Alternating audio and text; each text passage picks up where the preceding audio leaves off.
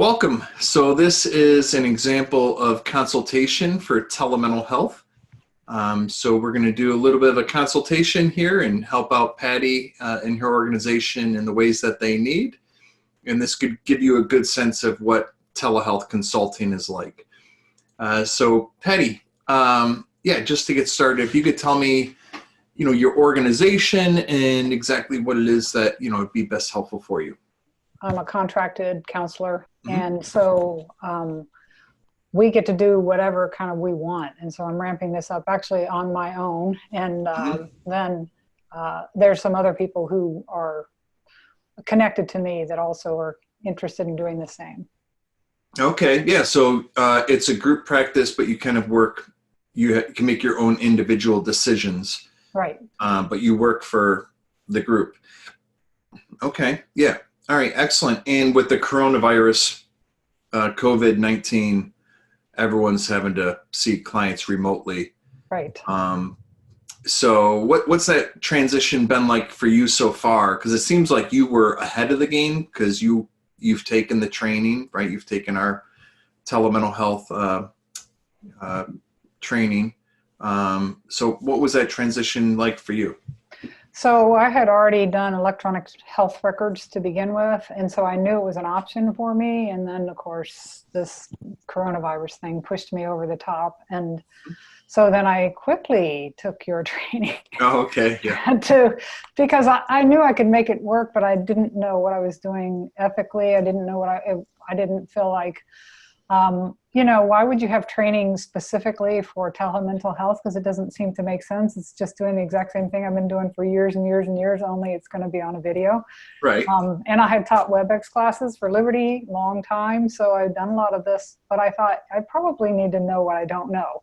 So that's what I wound up doing was, and I also felt like probably no one could ever ask whether I was qualified or not if I had a certificate. So your certificate allowed me to kind of do that. Yeah. Did you find out that there were things that you didn't know that were helpful? No, it was like drinking from a fire hose, Ray. It was so much more than I ever thought. Yeah. Yes.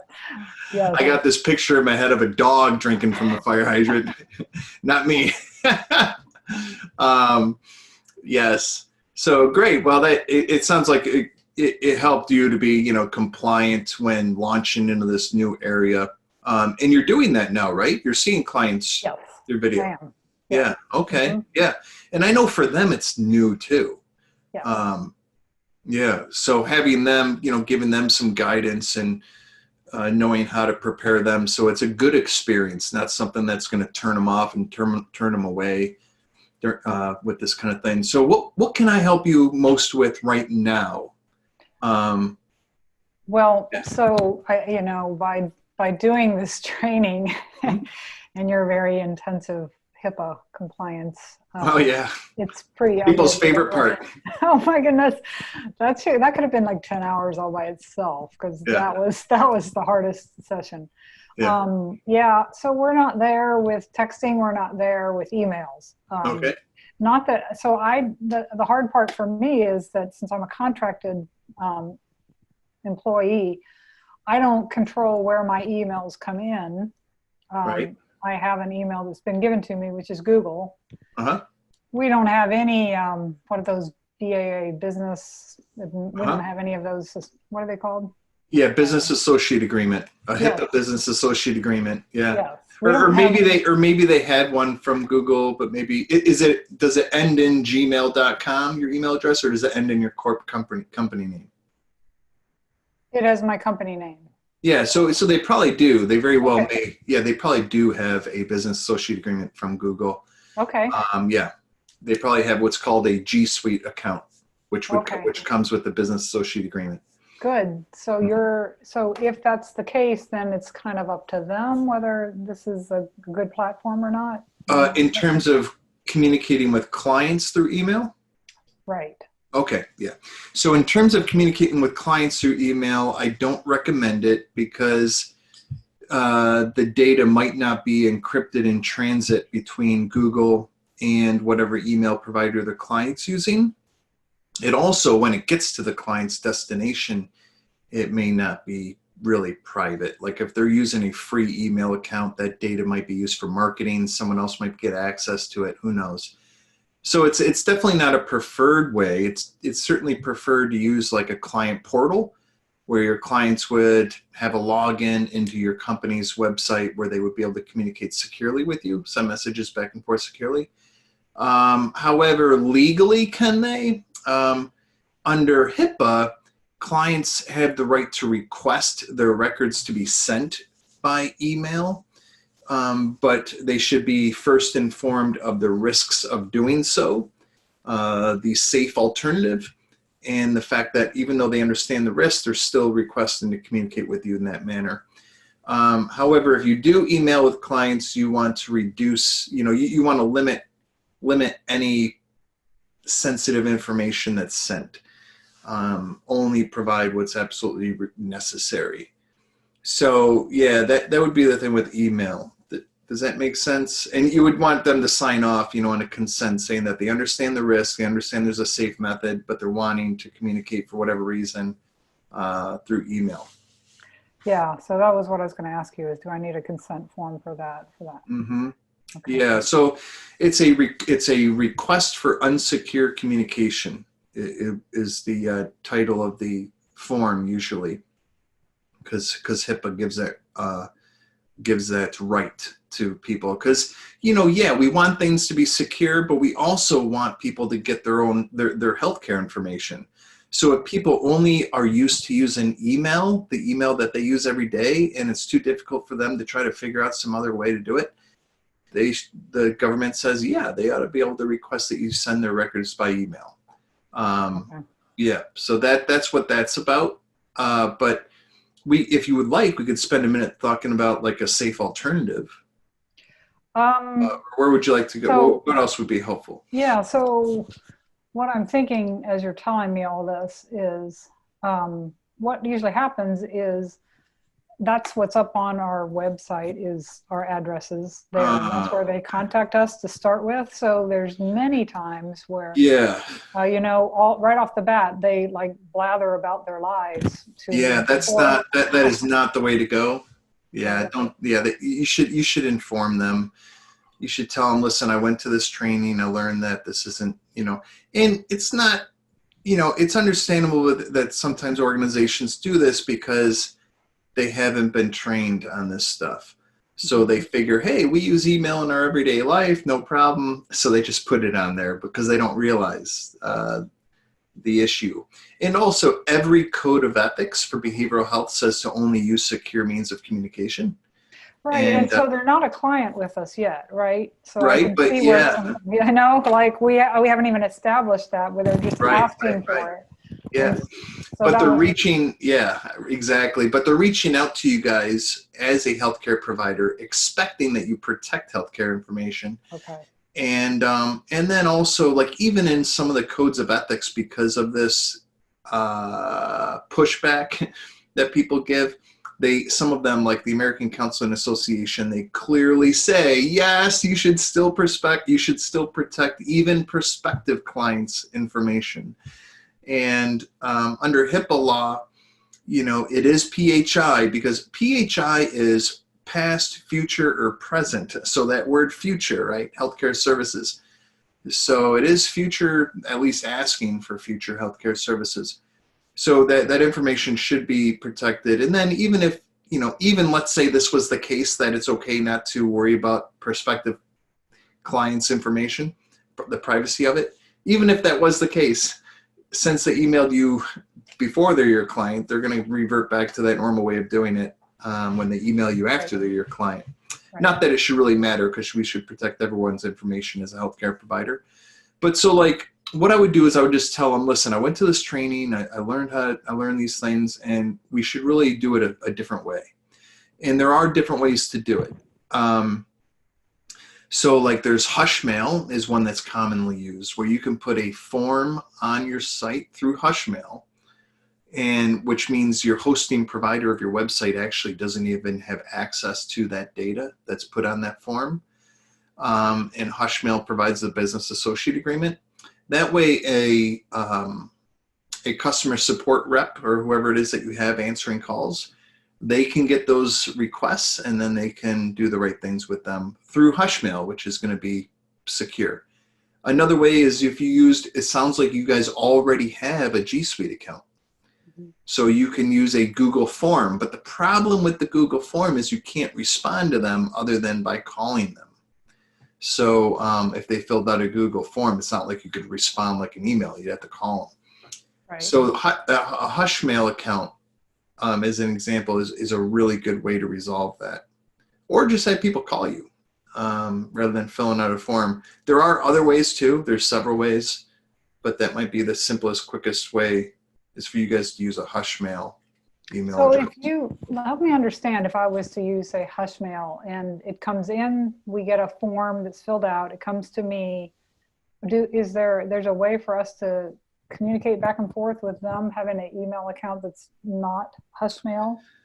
Yeah, there is, because what it is the correspondence actually happens on Hushmail's server, Hushmail's computer, right? So what happens is Hushmail's computer sends out a notification to the person saying, hey, you have a message waiting for you here. And then they log into Hushmail, like they access that message on Hushmail. So the client and the client and the clinician are logging into Hushmail to send messages to each other. Okay, so it's similar to my client portal then, on that way. Exactly. It's very similar to the client portal. But Hushmail is just simply sending notifications to the email addresses saying, hey, you have this message. So it's encrypted. So they call it point-to-point encryption. So that would be, that would be the way to go. That's one way to go with that. Okay. Yeah, or if you have a client portal. So you said like your client portal. Do you guys have a client portal? So I do. Oh, okay, because you all use your own technology. Okay. Yes. So it's it's all disjointed. And so we can't send messages back and forth to each other either.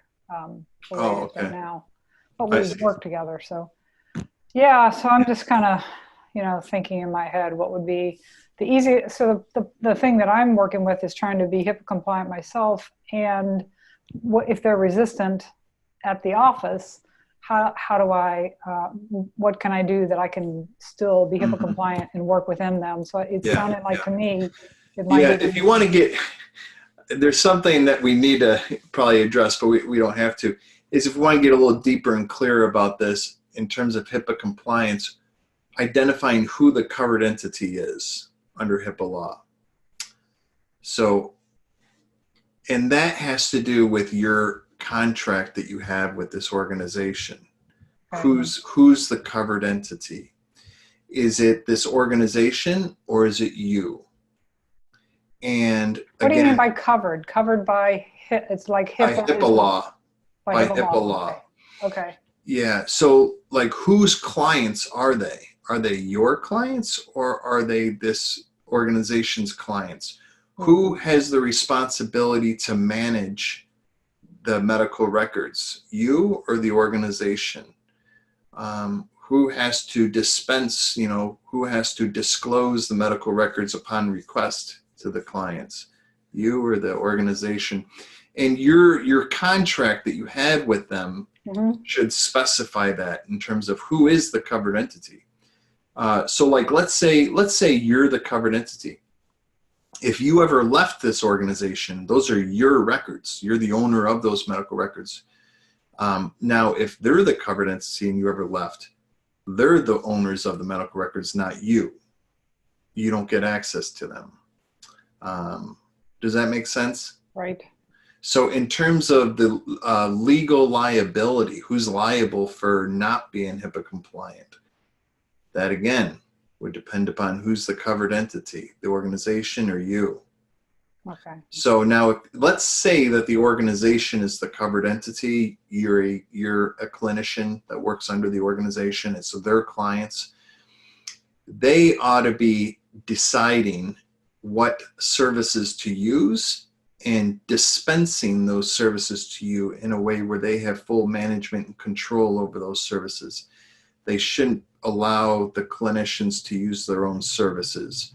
meaning their own phone service, own email service, own client record system, own, they should make those decisions and dispense those, and they hold the liability on that. Whereas if you're the covered entity, then you make the service decisions, what phone service, what email service, what client record system, all those kind of things. Okay. So that's one distinction that in terms of legalities really needs to be made. Yeah, I mean, I'll have to check into that, but just based on what you're saying, I'm thinking it's more me than them. Okay. So yeah. So if it's more you than them. They don't ever do, like some of the things that you were talking about, there's no training on HIPAA compliance. There's no, none of the things that you recommended for an organization. We don't do any of that. So if they're basically just an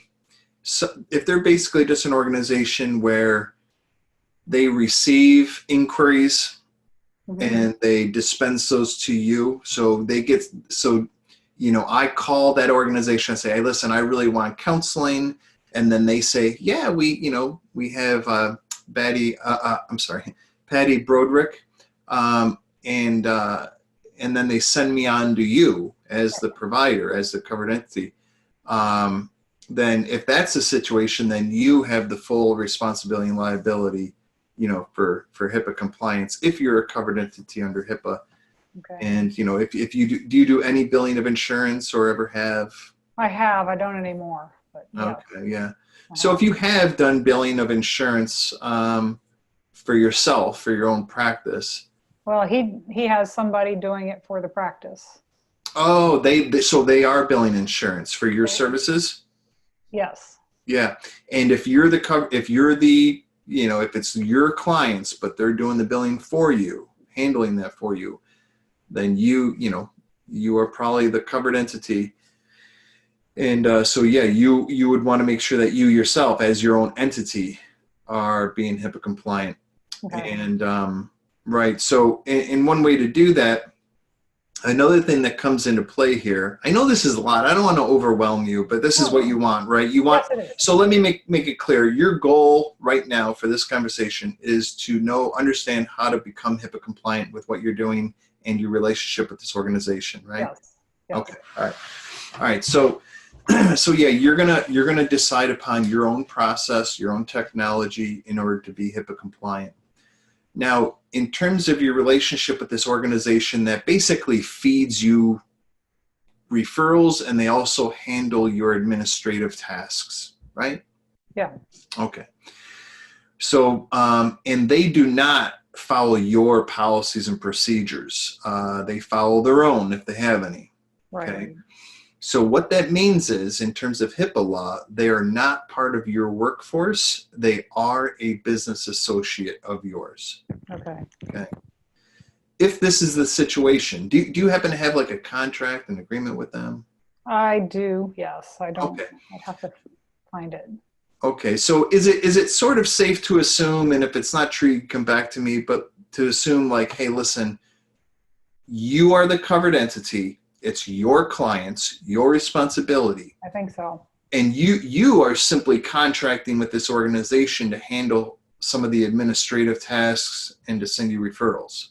Yes. Okay. I think that probably is the way it's set up, if I had to guess. Okay, great. So what that means is they are your business associate. Okay. Okay. What that means also is that you need to acquire from them a business associate agreement. That makes them liable if they are not being HIPAA compliant in handling patient information of yours, your patient's information. Okay. Okay. But it's also your responsibility to vet them out. So it's also your responsibility to find out, hey, how are you doing things? And if you find out that is not compliant with HIPAA, then you are responsible for like saying, I can't do business with you if you're doing it that way because you're putting my client's information at risk. Does that make sense? Yeah. Okay. Yeah. Okay. Yeah. I know that's probably kind of like oh geez. Or maybe like, oh, I gotta. That's exactly like that. What's that? I said that's exactly what that is. Yeah, I know. It's kind of And he's a very good friend, so I think he would, he would work with me if I was requesting that things get changed. Sure. Yeah, it's a process, and they might be appreciative. Maybe they'll say, "Hey, thanks for letting us know. Let's tighten things up a little bit here." Yeah. Now, to tell you the truth, HIPAA compliance is quite a bear, right? It's quite a task. Yeah. And that's why companies hire HIPAA consultants. It does not make sense in my mind for someone to just say, hey, I'll do that. Like, I'll rebuild a car. I've never rebuilt an engine before, but I can do it, right? Yeah, so I recommend hiring a company that will, like, for them, right? So I would recommend to them that they hire a company. It's not going to cost them a lot. Hire a company that will walk them through the process of becoming HIPAA compliant, because they're not going to know how to do it. Yeah. Well, I think this organization's been around a really long time. They still use triplicate copies of everything. So yeah, I mean, wouldn't be surprised if they really need the help on some of that front. Yeah, that's what I would do with that. So for right now, at least what you can do is say, listen, clients that are reaching out to me, don't put my email address on there, and give them an alternative. Call me, or put my hush mail form on there, whatever it is, but take that off. And then, so what I would do is I would close the gaps. So HIPAA says this. HIPAA wants you to audit your process. Right. They want you to audit your own HIPAA compliance. And then that creates gaps, things that you were supposed to do that you haven't done yet. And then they want you to remediate those gaps. Right. So you do a risk analysis to say, oh, the email's on their website, that's not compliant, let me change that. Or, hey, they're sending me text messages with patients' names on them. Let me fix that. Let me address that with them. So I would tell them, listen, I would tell them I took a training. I recommend that you hire a consultant, go through the HIPAA compliance process, because it's really, really important. It also puts them at great risk. And you really need to get a business associate agreement from them. Okay. And close those, reduce those risks. Okay. Yeah. So how are we doing on time? Yeah, we're okay. We can go for a little bit longer. So what on the text front, there's also an issue there. Okay. So, yeah. Because I do have a portal that it's just so incredibly clunky that I don't know that the app itself is pretty clunky. I can't get to stuff from the app. So if I'm out and about, no one can send me something and I'd be able to get to it. Do you know what I mean? Yeah. So I'm thinking maybe I need what video conferencing program are you using with them? I'm using, it's not with them, but I'm using Theranest. Oh, you use Theranest, okay. And the video conferencing is built in to Theranest. Yes, so Theranest, don't they have a secure messaging? They do have a secure messaging.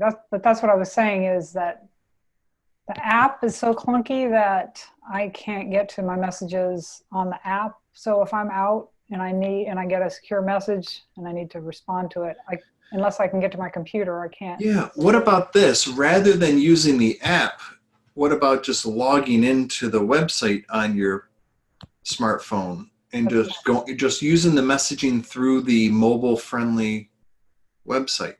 Right. And forget the app. Okay. Maybe have your clients do the same thing. All they have to do is go to their client portal, the website on their, and you could do a quick button. So on your smartphone, you can save that address as a button on your phone. So it's not an app, but it's a button. forgot the term for it. I'll show you some of mine. Let's see, where are mine? Yeah, I have some here. So Boy, this turn it upside down. But those there are actually buttons of my websites. Okay. There you go. So if I click, it's upside down. Yeah. But if I click on those, it takes me directly to the web page. So but what you can do is you can tell them, they could just log into the portal and send you a message. Okay. And you just respond to it. So it's it has the extra step of having to log in. Yeah. Now for you, for your own practice, for password management, I definitely recommend using a password management app. And that way you wouldn't even have to log into those sites. Like when I say you have to log in, but you don't have to manually type your passwords in there. Yeah, I've got Face ID on my phone. Do you think that that's good enough? That's probably to log into your phone, right? Well, it's also to log on certain apps if I allow it to. Oh, for apps. But for the website, I'm not sure if that work for the websites. Yeah, that's true. But so what I do is I use personally I use a LastPass, and it's an app on the phone. So if I go to any website and I click to log in, the LastPass will pop up, and all I have to do is, like you would just do the facial recognition. Yeah. Voila, it logs you in. Okay. But it goes through the password management program. Okay. But for your clients, you could say, listen, when you want to message me, just simply log into the portal, send me a message. Okay. That also might eliminate a bunch of unnecessary messages. It's really true. It's really true. Yeah. Yeah. And because that way they get used to, hey, if I want to contact Patty, everything goes through the portal. My video conferencing, getting my invoice, paying my bill, looking at my schedule, sending her a message. Yep. If I want my medical records, whatever, it goes through the portal. Right. Yeah, I think I need to move in that direction. That's a really good idea. I just couldn't figure out how to do it when I wasn't home. Yeah. On a computer. So that's really helpful. Right. Sometimes it's hard to convert a website to an app, and it sounds like they didn't do a great job. I think they're working on it, and it gets better all the time, but it's not getting there fast enough. Right. So. Yeah, I have an app for our company, but it's simply, the app simply points you to the website. Yeah, right. The website basically comes up on the page, so it's not a really friendly app either. Right. But at least it's there. So yeah, I understand, like everything's a work in progress. Yes. Yeah. I appreciate they're working on it. But that's really helpful. Yeah. I think I can do this. I think I can push them. I can train my clients in this direction. That would really make me sleep better at night, especially now that I've heard from you and your HIPAA training. Yeah. Good. Yeah. Is there anything else that would be helpful? I think you've given me enough here. Yeah, right. Okay. Yeah. Well, if you need anything else, let me know. And I really enjoyed, what you said on the chat message, that you kind of had to jump into this telehealth thing. It's making you rethink things, and that, the course has helped you be able to do it competently, and then you are able to get the consultation to clarify, things that are specific to your process. Yes. What you have. I don't think I could quantify the leaps and bounds you gave me. Mm-hmm. So the training was fabulous. Thank you very much. Yeah. And I'm trying to get my, the other people in my practice to do it too. It is a big commitment because it's a time commitment, and your training in particular doesn't. So I'm used to doing the kind of training where I read and then skim and answer the questions, and tell you what, I can do that fast. Yeah. I had to actually sit through all of yours. So yours is, I think yours is very unethical. You have every hour took the hour. So. Yeah. I'm like, no, you have to be on video the whole time. You can't be out for lunch. It did work. Oh, that's good. Yep. Yeah. Thank you. Well, it's been a pleasure. If you need anything else, just let me know, Patty. Okay, I will, certainly. All right. Thanks Yep. again. We'll All right. talk soon. Bye-bye. Godspeed. Bye.